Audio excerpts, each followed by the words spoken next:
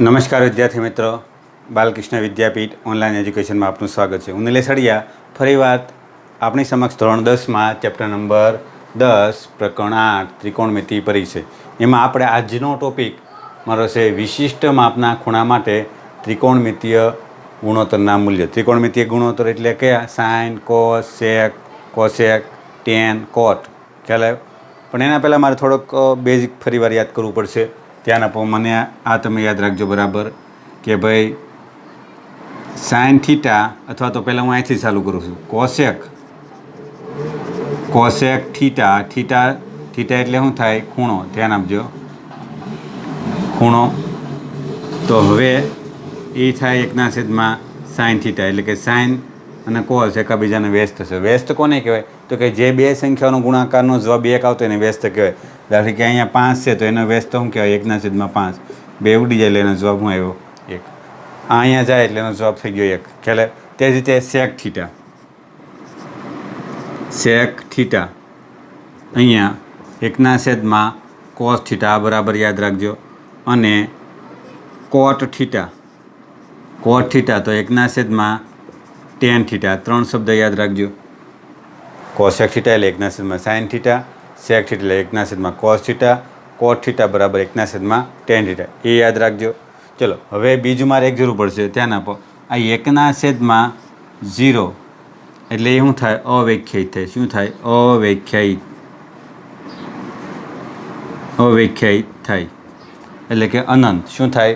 અવ્યાખ્યાયિત એટલે અનંત થાય. શું થાય? ધ્યાન આપજો.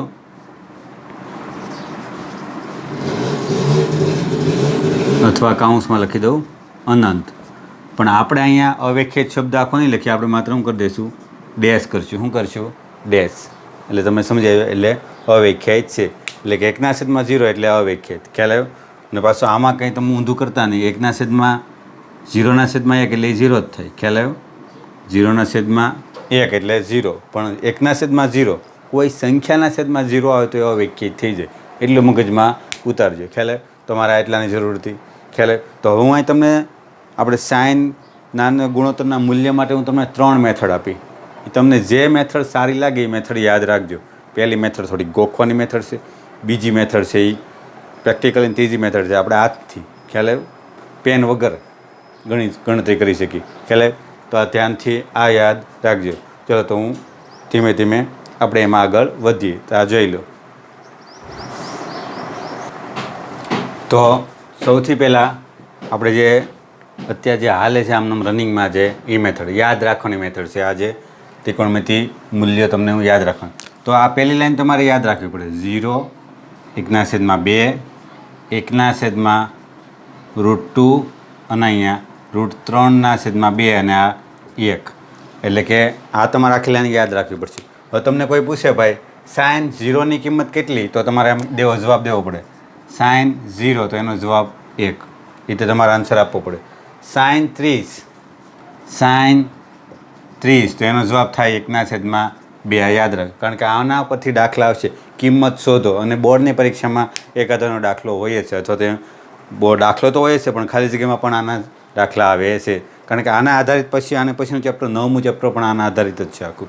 ચલો, ત્યાર પછી સાઇન 45ની કિંમત કેટલી? તો કે તમારે યાદ રાખવાનું 1/√2. ખ્યાલ આવ્યો? અને સાઇન 60 તો એ √3/2 અને સાઇન 90 તો કે એ છે એનો જવાબ 1. ખ્યાલ આવ્યો? આ યાદ રાખજો આ રીતે. હવે આ એક લાઈન તમે આ રીતે યાદ રાખી લીધી તો ત્યાર પછી શું કરવાનું? બાકી કોષ્ટક આપોઆપ આવી જશે. હવે આ લાઈનને ઊંધી લાઈન અહીં લખી નાખવાની. અહીંયા 1, ત્યારબાદ અહીંયા √3/2 અને ધ્યાન આપો. આ અહીંયા લખ્યું, આ અહીંયા લખ્યું, અને આ એમને એમ અહીંયા વચ્ચે આવ્યું, અને આ અહીંયા 1/2 અને આ 0. ખ્યાલ આવ્યો? તો આ હવે કોસ 0ની કિંમત 1, કોસ 30ની કિંમત √3/2, કોસ 45ની કિંમત 1/√2, કોસ 60 એની કિંમત 1/2 અને કોસ 90 એની કિંમત છે 0. ખ્યાલ આવ્યો? એટલે અહીંયા આ યાદ રાખજો. કઈ રીતે પૂછાય એ મેં તમને સમજાવ્યું છે. કારણ કે આના પરથી દાખલા આવશે જ 100% આવશે. એટલે આ કોષ્ટક બરાબર યાદ રાખજો. કોષ્ટક કઈ રીતે બનાવતા તે શીખવાડું છું. હવે ધ્યાન આપો, આ ટેન થીટા એટલે શું થાય તો કે સાઇન થીટા અને એને ભાંગ્યા કોસ થીટા, એ ટેન થીટા કહેવાય. આપણે આગળ પણ સમજાવ્યું છે એ પ્રમાણે. તો હવે ધ્યાન આપો, આ સાઇન થીટા અને કોસ થીટા. હવે શું કરવાનું છે, આ અંશ થઈ ગયો ને આ તમારો શું થઈ ગયો, છેદ થઈ ગયો. એમ જ યાદ રાખો, આ જે લાઈન છે એ તમારો આખો શું થઈ ગયો, અંશ થઈ ગયો.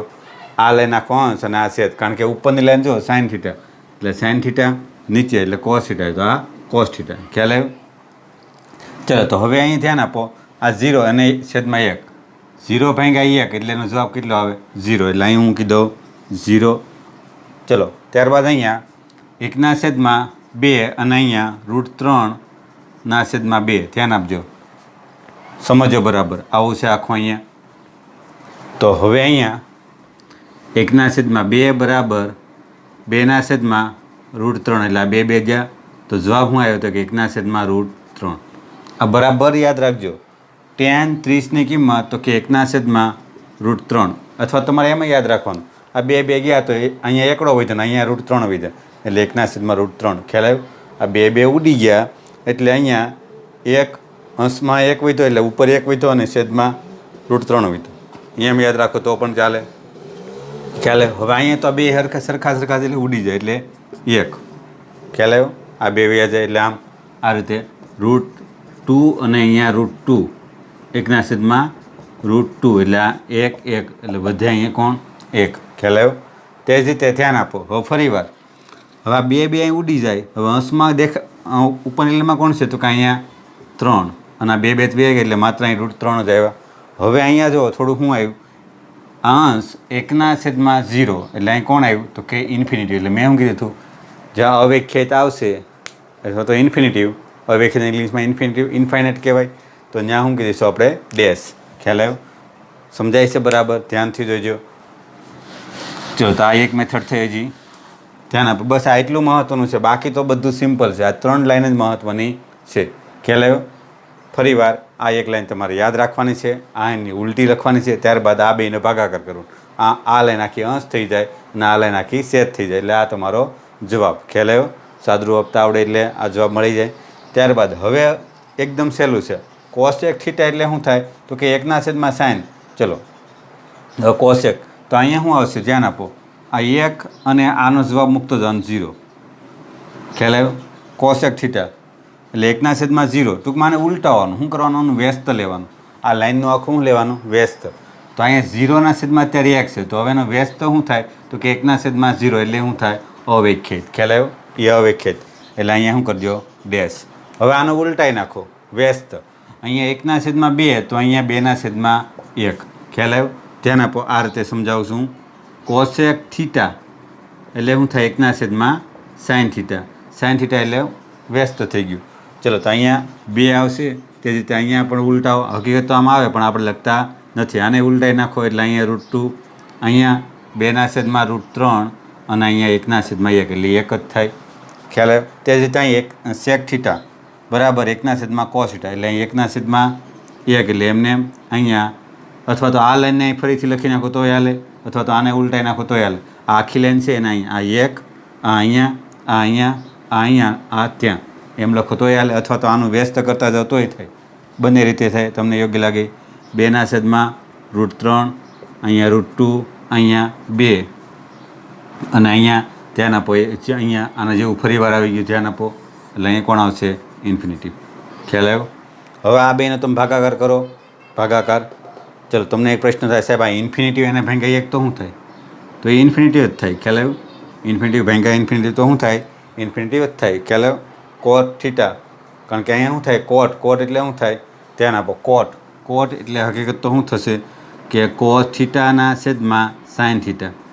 હવે કોસ 0 એટલે કોસ 0 કેટલા છે આપણી પાસે તો કે 1 છે, એ છે 1, અને સાઇન 0 એટલે એ કોણ છે, 0 એટલે શું થાય, ઇન્ફિનિટિવ જ થાય.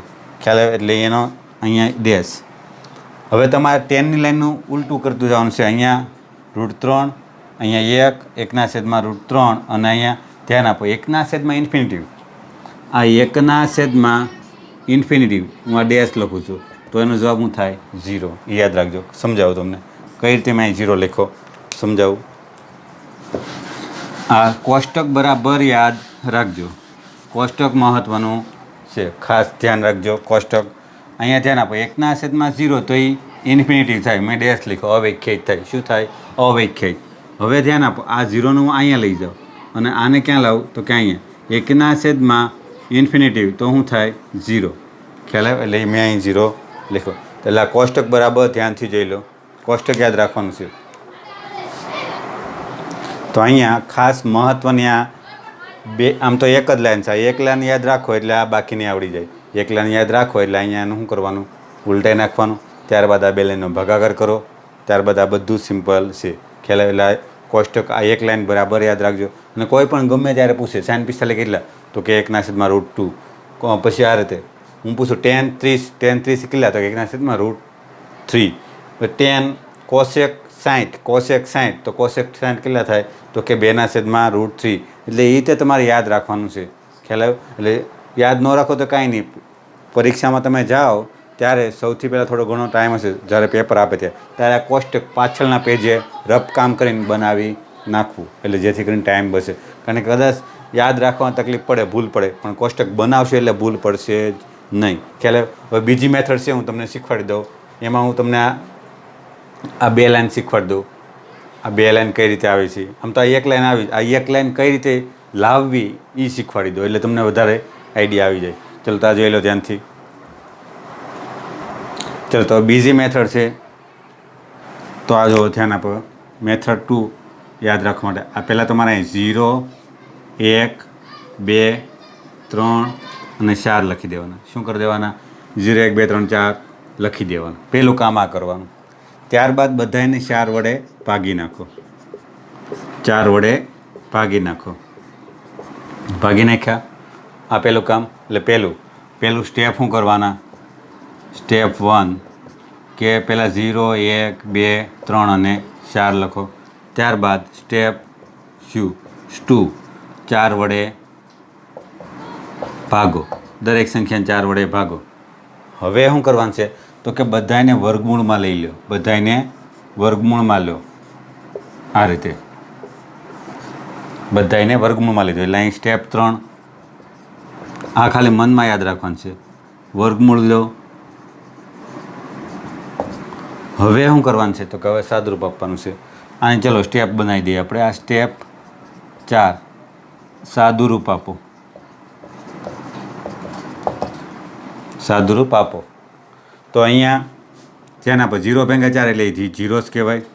હવે 1 ભાગ્યા આ 1નું વર્ગમૂળ 1, 4નું વર્ગમૂળ કેટલા થાય? 4નું વર્ગમૂળ તો એ થાય છે 2. 4નું વર્ગમૂળ. હવે અહીંયા √2 ધ્યાન આપજો. આ √2 અને એને ભાગ્યા આ 2નું વર્ગમૂળ નીકળે એટલે મેં વર્ગમૂળમાં 2 લખ્યા. 4નું વર્ગમૂળ તો કે કેટલા? 2. ધ્યાન આપજો.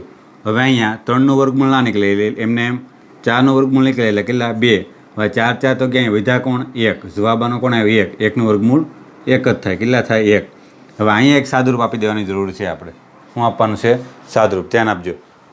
અહીંયા √2 ગુણ્યા √2 કેટલા થાય? 2 થાય. એટલે આપણી પાસે અહીંયા √2 ના છેદમાં 2 છે. એટલે એનો જવાબ શું આવશે? √2 અને √2 ગુણ્યા √2 એટલે આ એક વયા જાય એટલે જવાબ શું આવે? આમ તો અહીંયા વ્યવસ્થિત દેખાડું તમને. આ √2. હવે અહીંયા 2ની જગ્યાએ શું લખું?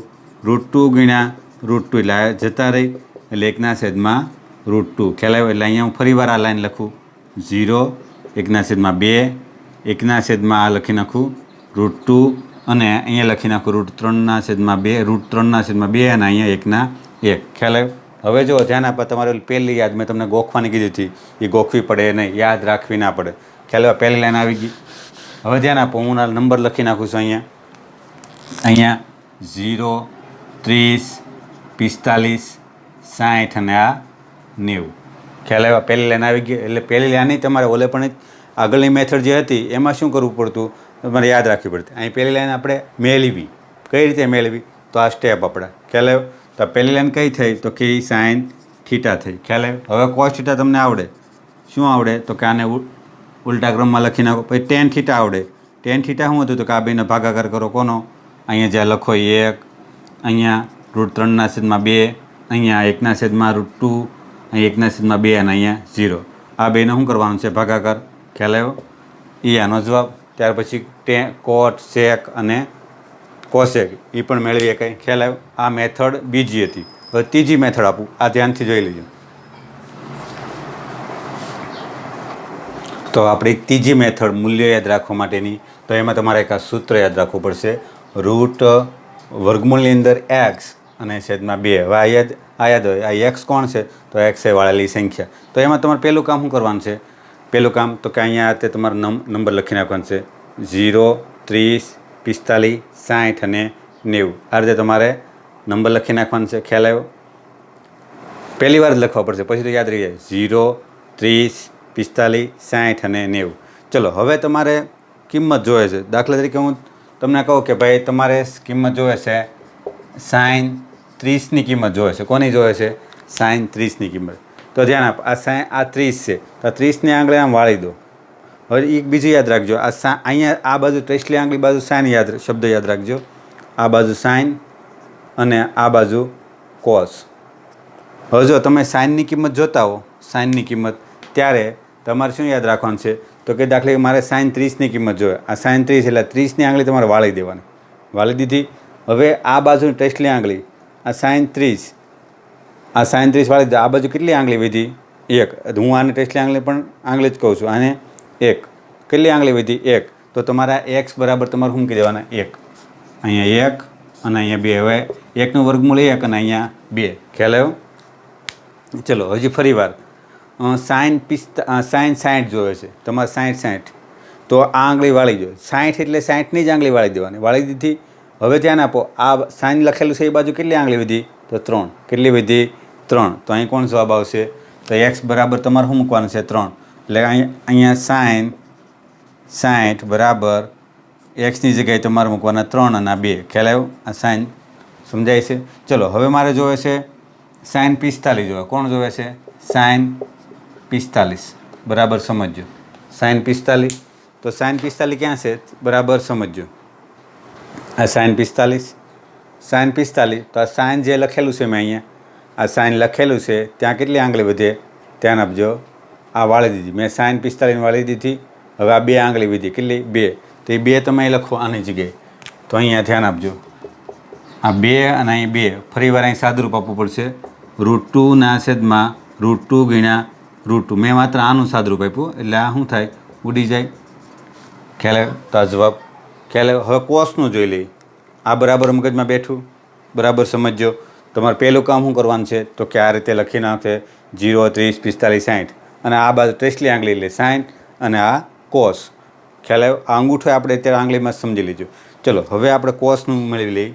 તો હું કોસ, ધ્યાન આપજો, બરાબર સમજજો. તો પહેલાં તો cos 30 લઈ લો. કેટલા? cos 30. ચલો cos 30. તો ધ્યાન આપો, 30 ક્યાં છે? અહીંયા. હવે cos આ બાજુ લખેલું છે, ધ્યાન આપજો. એટલે એ બાજુ આંગળી કેટલી છે? 1, 2, 3. એટલે એક્સની જગ્યાએ તમારે શું મૂકવાનું છે? આ એક્સની જગ્યાએ 3. એટલે અહીંયા 3/2. ખ્યાલ? cos 30 એટલે √3/2. ચલો હવે હું cos 60 લઈ લઉં. ચલો cos 60. cos 60 એટલે ધ્યાન આપજો, 60 ક્યાં છે? અહીંયા. કેટલી આંગળી વધી? ધ્યાન આપજો. અહીંયા આંગળી કેટલી વધી?